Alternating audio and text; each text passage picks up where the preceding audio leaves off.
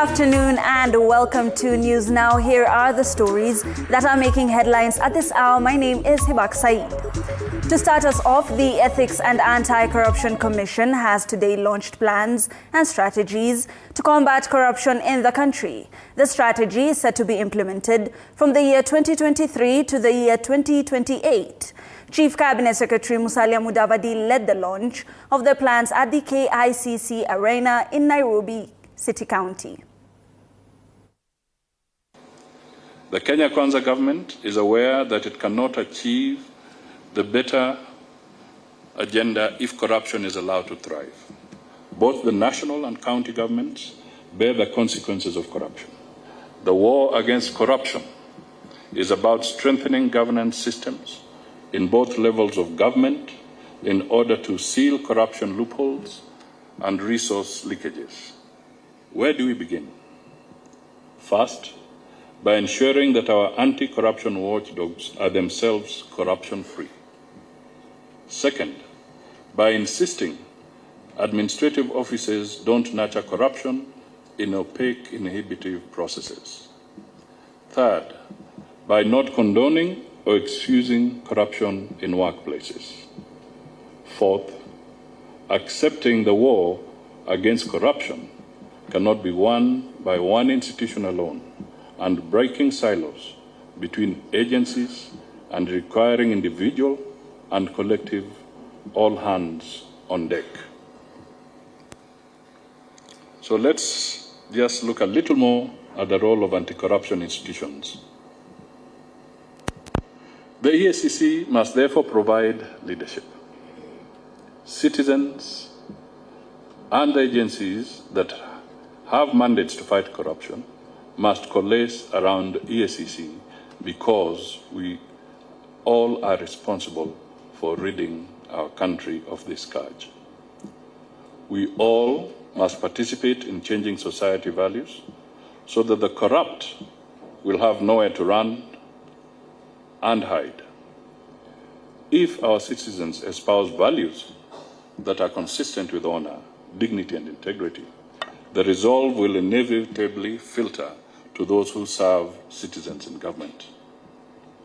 A key partner in the war against corruption in the parastatal sector is the Inspectorate of State Corporations. I am pleased to inform you that under its new domicile in the Office of the Prime Cabinet Secretary, the Inspectorate is undergoing a comprehensive revamp and rejuvenation to strengthen its capacity to take on corruption and misappropriation of funds in state corporations. This rejuvenation is not a symbolic posture or gesture. We mean business. The revamp is our firm. Right from Nairobi to Isiolo County, where residents living in flood-prone areas of the Ires Aboru location have been directed to relocate to higher grounds ahead of the expected El Niño rains. According to Garbatula Sub-County Assistant County Commissioner Duncan Kipkoech, over 450 residents are yet to heed the calls by the government to relocate to higher grounds from the flood-prone location of Ires Aboru in Isiolo County, with only 150 residents relocating. Martin Mzee, a public health official, says the residents have been sensitized on proper hygiene to prevent communicable diseases from arising. Most of the residents currently are not using toilets and have no access to clean drinking water. Unaona, sasa tunataka kuomba any shirika ambaye itakuwa mradi isaidia hawa watu na choo, isaidia hawa watu na maji, ili unajua ukosefu wa maji huwa ndio inaletaga utapeli kwa watoto, malnutrition. Kama ile inakuja hakuna hata barabara. Wengine hawezi jenga mabati nyumba. Sasa tuko na shida ya maji sana. Tusaidie na kutabusa.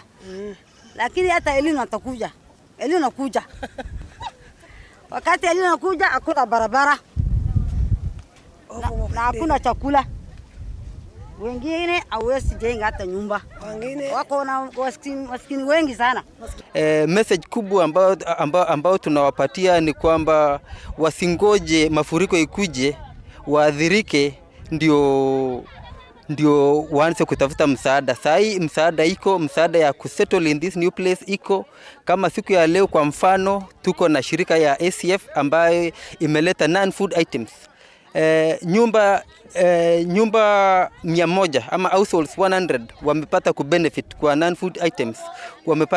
Wamepata ndoo ya maji, wamepata vibuyu za maji, wamepata dawa ya maji, wamepata hygiene kit ambayo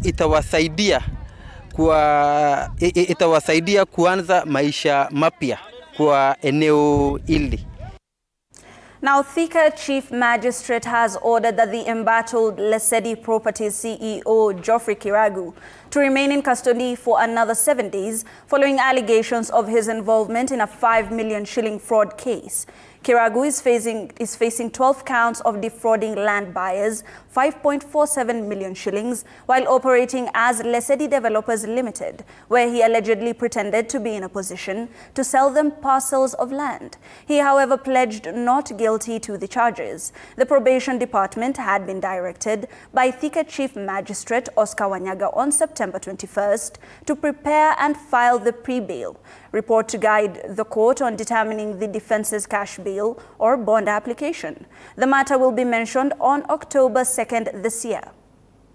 Na ni kweli ile mashtaka ama makosa ambayo yanamkabidhi mshtakiwa ni makosa ambayo katiba inasema anafaa kupewa bond ama bail. Probation pia ni watu muhimu sana kulingana na yale yanahitajika kisheria.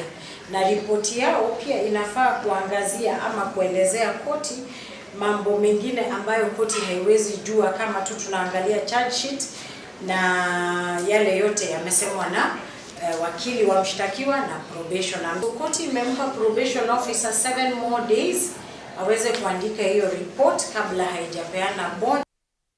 Now, preschool teachers in West Pokot are calling on the county government to improve their working conditions, including the payment of their job perks. The Director of Preschool Education in the county, Joseph Tonyiro, said this while addressing over 100 teachers in Sok Kapenguria constituency during a training session. Tonyiro assured the teachers that the county government is in the process of improving their living conditions. However, he urged the teachers to continue providing services to the students despite various challenges.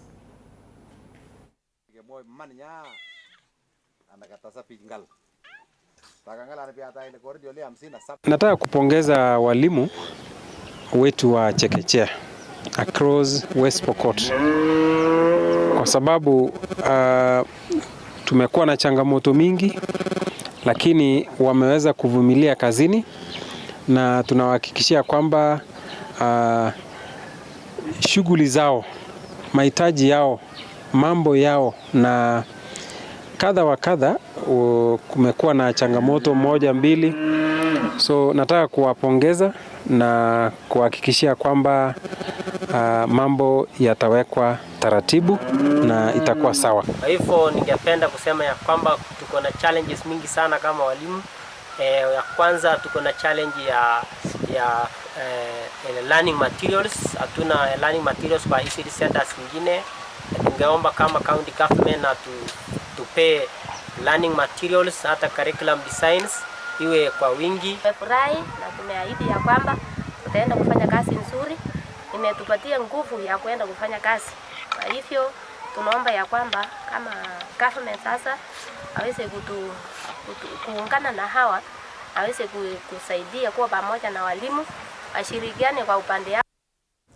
Moving on, over 800 million women and girls menstruate every day, and yet across the globe, period poverty and stigma has been identified as a top reason for girls missing school.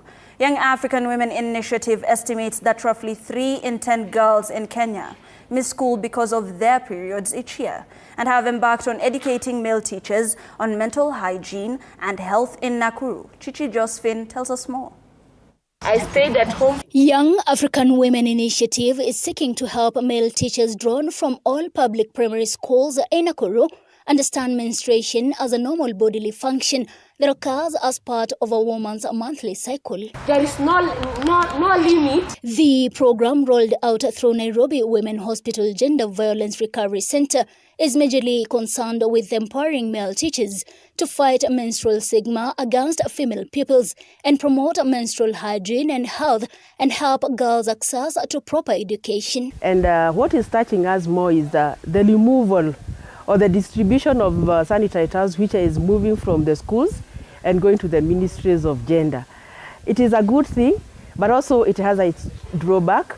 We are wondering that how will that be monitored? Also creating awareness that as male teachers we can also come in and also help in creating awareness among the girls.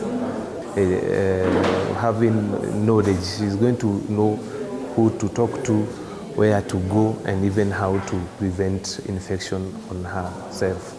So the more she's aware, the better equipped she is. The over 50 beneficiaries of the training program are expected to form and be patrons of Kings and Queens clubs in their respective schools that will train male and female pupils on menstrual health and hygiene, how to detect and report SGBV both at school and home, and ways to protect themselves from SGBV.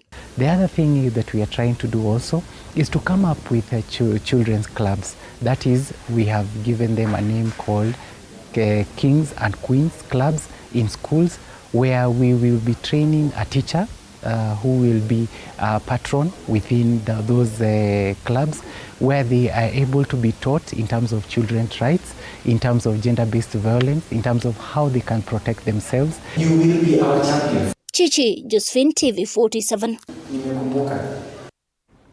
Thank you, Chichi Josephine, for that story. Now, residents of Uasin Gishu are pleading for help after county inspectorate officers forcefully evicted them from their households earlier today. Agitated residents say they demanded proof of lawful evacuation, which they were not given.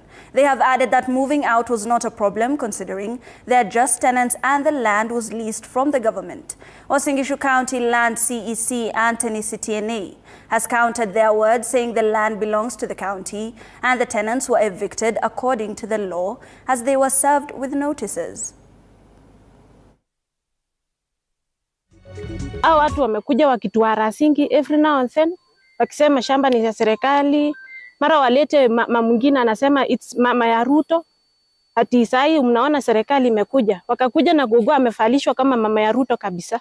Sisi tuko hapa kwa sababu mwenyewe alituleta. Tumetulia tu, wakaingia wakatuambia nyinyi ndio wenye nyumba, nikasema sisi ndio tuko kwa wenye nyumba. Haya, wakaanza kurusha vitu nje na wakatusukuma nje vibaya sana. Hatukuwa tumepanga vitu kwa nyumba because tumeingia jana. So wamechukua vitu zote wamerusha nje. Tukamwambia hata watuonyeshe at least court order ama notice that inafaa tuhame. Tukamwambia hata watupe hata kama ni siku moja, si hatuna shida ya kutoka. Juu sisi ni tenants. Kutoka sisi ni sawa.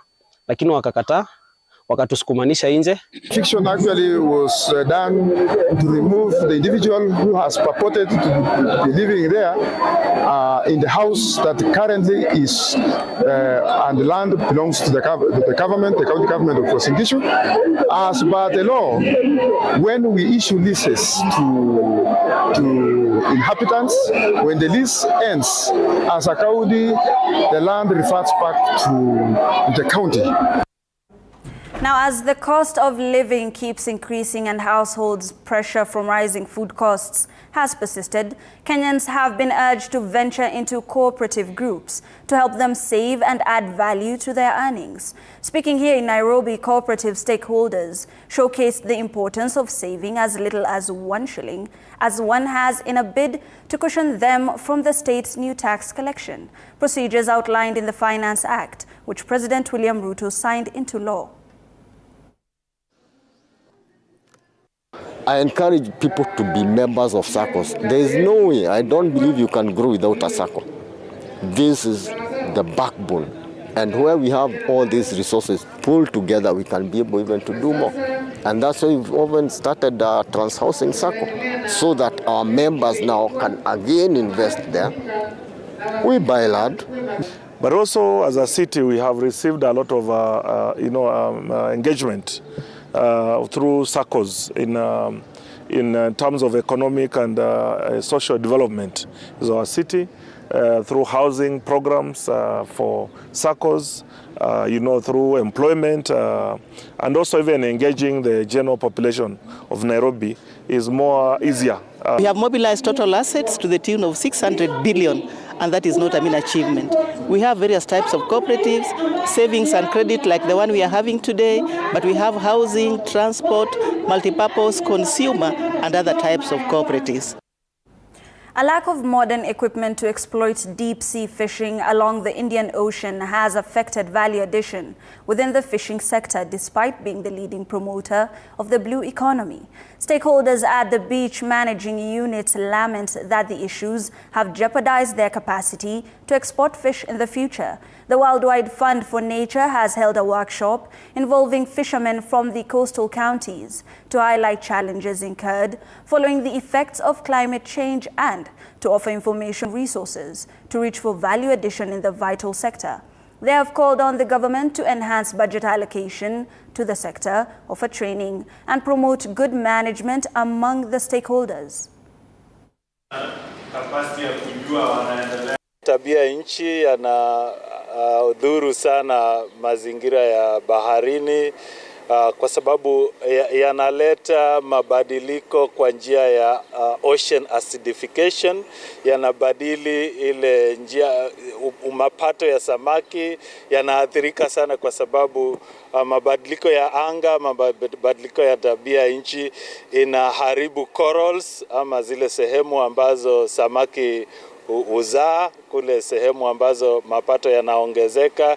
Pia haya maeneo ya baharini yanaathirika sana na yale matumizi ya ardhi kwa sehemu za catchment ama kule ardhini, na haya mambo yote ambayo yanaharibu sehemu za ardhi yanafikia baharini na yanaendelea kudidimisha mapato ya samaki na kuweza kuathiri uchumi ya uvuvi. Lakini pia tungeomba kwa serikali iweke pesa nyingi kwa wizara ya uvuvi. Ndio sasa wakati wa kufanya budgeting zetu katika uvuvi tutapata ile nafasi nyingi ya kutumia hizi pesa ndio waweze kuboresha yale mazingira yetu ya kule baharini. Tunataka zile nyenzo ambazo zitakuwa ni nzuri na ni za kileo zitupeleke mpaka kule watu wanakosema 200 nautical miles, ambao sasa ndio uvuvi mzuri tunaweza tukufanya huko. Ndio sababu tukasema wale samaki ambao wako na bei mzuri kabisa kama tuna, huko ndio tunaweza kwenda kuwapata, kuwavua na kuja nao huku ili tuende katika lile soko ambalo twalitaka lile la nje. Right, and Emarua Dikir MP Johanna Ngeno has revealed that the government has plans to recover money that was stolen and stashed in offshore accounts. Ngeno claims that the current economic problems facing the country are as a result of massive looting of public coffers to a tune of 5 trillion shillings during the last regime headed by the former President Uhuru Kenyatta. The outspoken legislator said he will table a bill in Parliament to guide the recovery process, adding that if successful, it will make Kenya sufficient for 2 years. Soon we are going to introduce a law inalazimisha kila mtu declare wealth. Kila mtu declare wealth. Na baada ya declaration of that wealth, wale ambao hawatakuwa wametangaza hiyo wealth yenye wako nayo, yenye walipora wakapeleka ngambo, we will do another law that will authorize Auditor General na watu yote ya kufanya uchunguzi waende walete hiyo pesa. Sababu wacha niwaambie, hiyo pesa ikiletwa ni budget ya mwaka 2 ya Kenya. Over 5 trillion. Budget ya mwaka 2. I think it is time we have a discussion on any money that is stashed away in foreign banks and bring that money back so that it can help these people.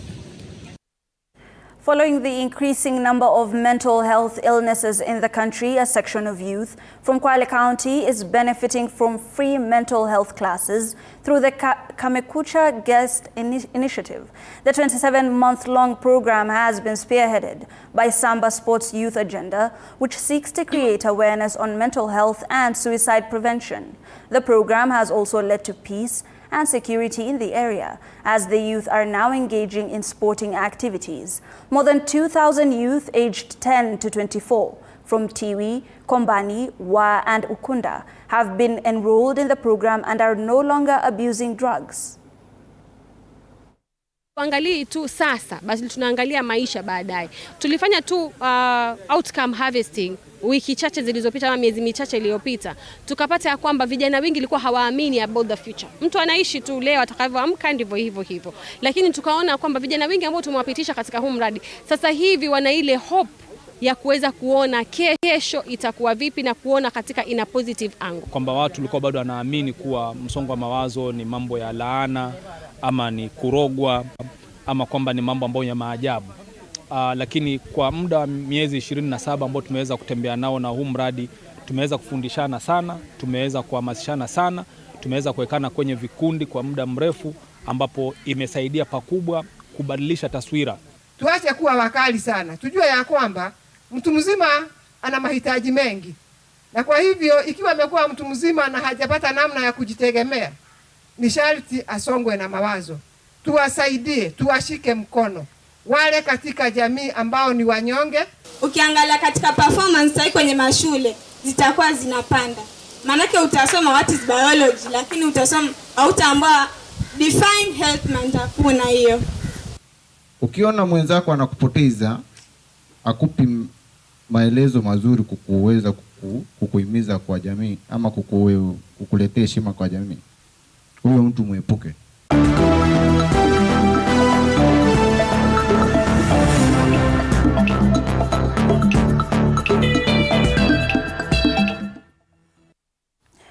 Right, and that ushers us into sports news, where the national women's football team, Harambee Starlets, is currently playing against Cameroon in their return leg tie of the 2024 Women's Africa Cup of Nations qualifiers at the Nyayo National Stadium.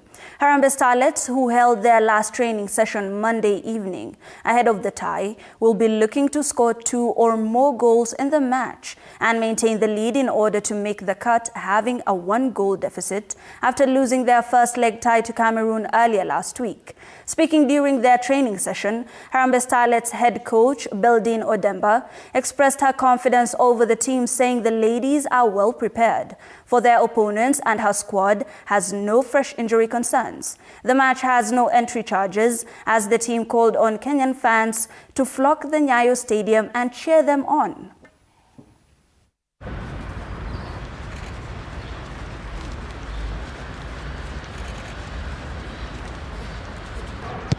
Yes, up. Grip. Yes, up. Super up, quick.